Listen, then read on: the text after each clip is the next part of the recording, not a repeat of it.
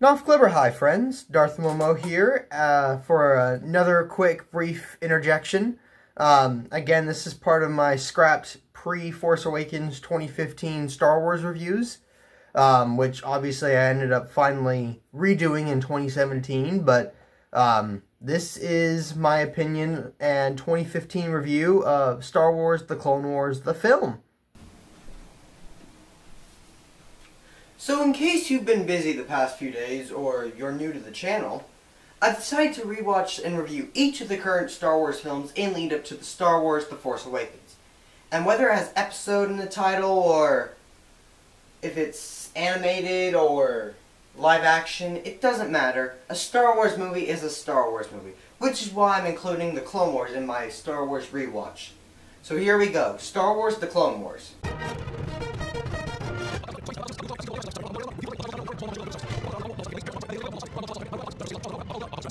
Well, it wasn't exactly an opening crawl, but it was still cool. Our first chronological movie to start without a political problem. So, thumbs up for that. It did, however, pay good homage to the episodic Star Wars films, such as how the opening sequence played out, with the studio, then the Lucasfilm title card, then the famous word, "a long time ago in a galaxy far, far away." And then zooming back with the Star Wars logo. Although this time it was the Star Wars: The Clone Wars logo. But I'm fine with that. But as always, I had some questions about certain parts of this film. However, the amount of questions was probably a third of what I had from the previous two films.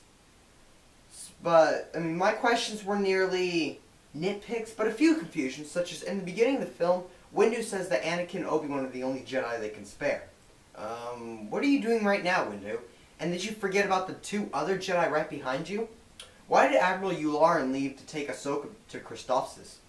Why couldn't she have just gone there in her ship alone? How do the droids not notice Anakin and Ahsoka in the crate? And how do Anakin and Ahsoka both fit in that crate? Why does Asajj Ventress want revenge on Anakin? How come when Obi-Wan first goes to Tatooine, he goes alone in his starfighter, but when he leaves, he's got a big cruiser waiting for him? Why does Captain Rex's gun switch constantly between a battle droid gun and a clone rifle? Why does Padme take her ship to go visit Zero instead of taking a speeder? And a problem I had was how quick the tank scaled the wall.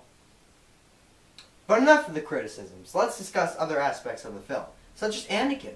I thought his character was very well done, and we get to see what a powerful warrior he is, and some of his excellent piloting skills.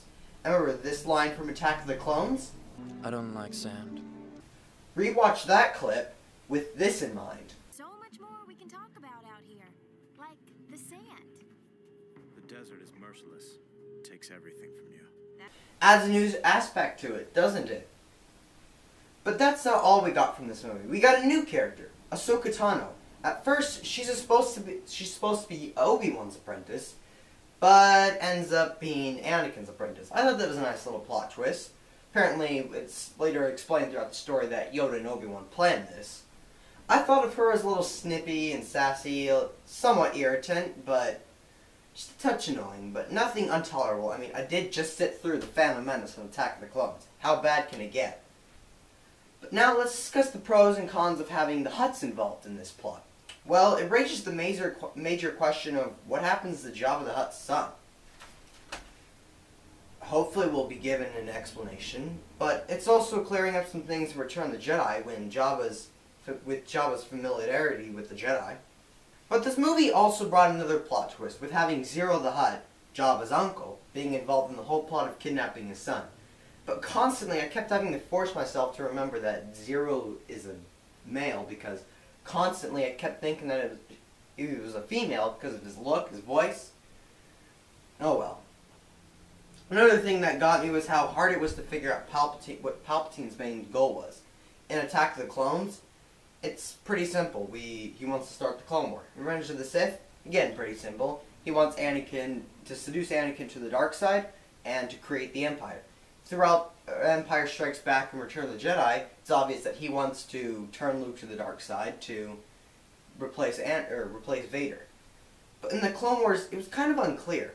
I couldn't really tell who he really wanted to have the treaty with Jabba. But all in all, it's easily proven, well, not necessarily proven, but it's easily just flat out known that this was one of the best things to come out of the prequels. And speaking of the prequels, watching this movie made me realize how there's no hyperspace jumps in the prequels. Such a shame. But this movie was really great. I set out to take notes, and I barely got a page of them. The only things I wish were different were really its connections to the other films. I thought it should have had more of an actual opening crawl. Maybe it didn't necessarily have been able to have the episode title in there, but it could have started out Star Wars and then the Clone Wars and the written crawl. And I thought it should have also been produced by 20th Century Fox instead of Warner Brothers, but I guess it makes sense. I also thought that more of the actors from the prequels should have returned to do voice work.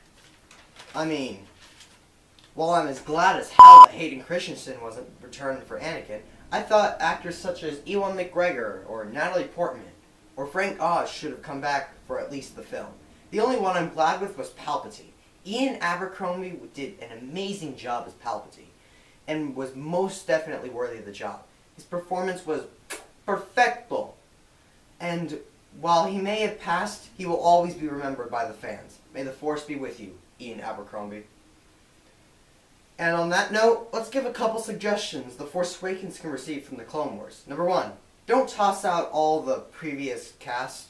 I mean, yeah, Hayden Christensen didn't necessarily do the best job, but could have brought some of the others back. Number 2, always do an opening crawl. It just better complete Star Wars. Number 3, make sure things keep clear with the saga, such as Jabba the Hutt's son. Number 4, if you do delete scenes, make sure that what you have left of the film actually still slides together pretty smoothly. They deleted a scene, a Rancor scene, so from once we have one shot with Ahsoka holding the Hutt, and then the next scene they're in, which is right after that, it has Anakin holding the Hutt. Didn't necessarily, that's something I've always wondered since I first saw the film. And number 5, make the villain's intentions clear by the end of the film. Well, thanks for tuning in. Next up, Master Skywalker, there are too many of them. What are we going to do?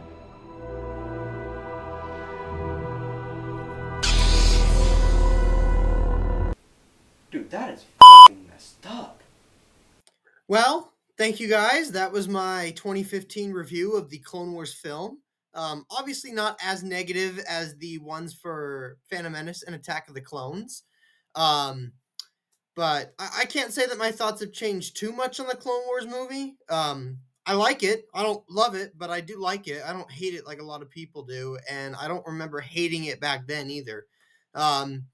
Yeah, so this was refreshing to not have such a angry nerd energy on this one. This one was not as cringe to watch, and it was shorter, so that was cool too.